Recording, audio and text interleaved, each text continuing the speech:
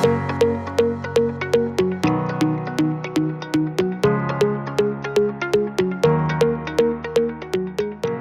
everyone, my name is Hanne Rosius and I work as a teacher trainer in PXL University in Hasselt, that's in Belgium. And a few months ago I became Teacher of the Year in Flanders within the theme of giving opportunities to students. I was very honored because I think that's a very important theme in education. I train my students to teach in vocational education, so they will be standing in front of a very diverse class later on, which is why inclusion should also be a matter of course in my teaching. Teach as you preach, like they say.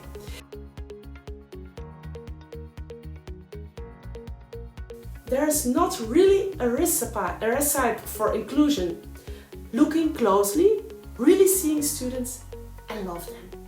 And then showing the right way with some small adaptations to reach their goals. That's what you have to do.